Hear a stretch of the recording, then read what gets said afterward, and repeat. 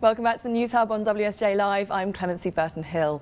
Now, Apple continues to feel a sharp bite of competition. Not only is it facing a fierce challenge from Android-powered devices made by the likes of Samsung, but it's had to cut orders for iPhone 5 components by almost 50% of what it had planned due to weak demand. George Stahl is the Dow Jones Newswire's technology editor. He's here to tell us just what's going on.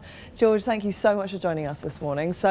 They've cancelled about 50% of their iPhone 5 component orders. For the screens. The iPhone 5 has the longer screens, and based on our reporting, they've cut about half of their orders. For that, they've cut their orders for other components too. Right. And it just signals a lack of demand for the iPhone 5, which is a concern because the iPhone is still the primary profit and sales generator for Apple. Now, we were looking last week at a story that was saying that Apple might release a cheaper version of the iPhone 5.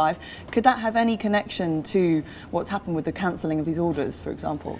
Yeah, it could be. I mean, the problem right now is that we don't have all the facts surrounding this, so it's tough to make some grand conclusions to what we know.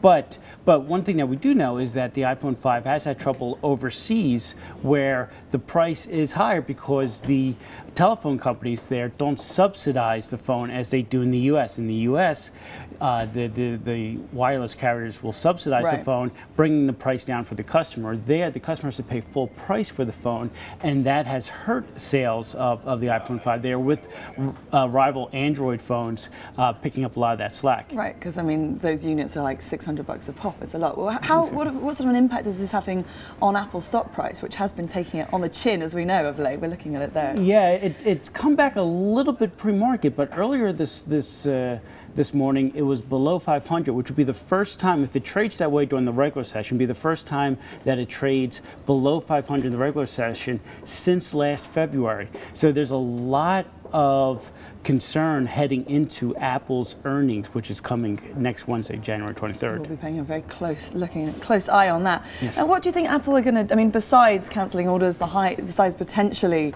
issuing a slightly cheaper version, bigger picture, strategy-wise, I mean, it's not good news that, as you say, the iPhone, which is such a revenue driver, is that the sales are being hit. What are they likely to do you think?